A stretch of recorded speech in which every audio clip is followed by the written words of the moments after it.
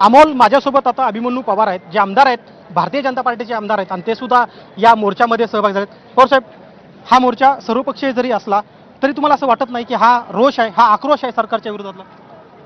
नाही, विरोधातला नाही, जनतेतला आक्रोश आहे।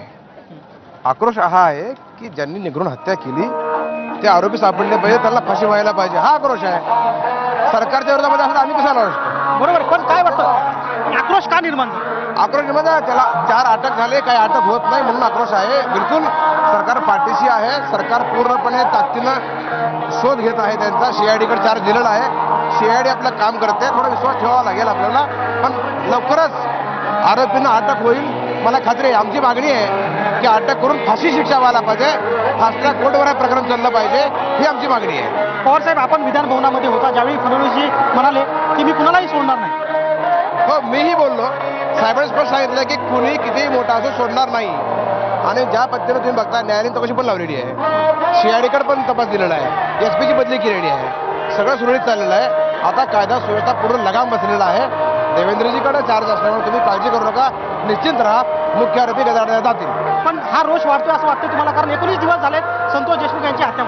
हो, बरोबर आहे, म्हणूनच हा आक्रोश मोर्चा आलेला आहे। आक्रोशामध्ये मी सामील आहे, हे माझाही आक्रोश आहे। माझंही म्हणणं आहे की आरोपीला तात्काळ अटक व्हायला पाहिजे, फासावर लटकवलं पाहिजे, ताबडतोब लटकवलं पाहिजे, जेणेकरून महाराष्ट्रामध्ये कोणी दुसरा गुन्हा करणार नाही अशी कारवाई अपेक्षित आहे। आणि देवेंद्रजींना 100% आमचा विश्वास आहे, ते करतील।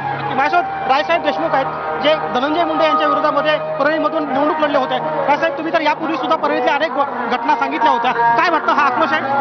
हा सर्वसामान्य माणसाचा प्रचंड मोठा आक्रोश आहे। सर्वसामान्य माणूस अतिशय झेलावून गेलेला आहे। बीड जिल्ह्यामध्ये कायदा व सुव्यवस्था संपूर्ण उद्ध्वस्त झाल्यामुळं आज खऱ्या अर्थानं आक्रोश मोर्चा झाला आहे। पण काय वाटतं की या मोर्चानंतर जी काही कारवाई होणार आहे ती तात्काळ होईल?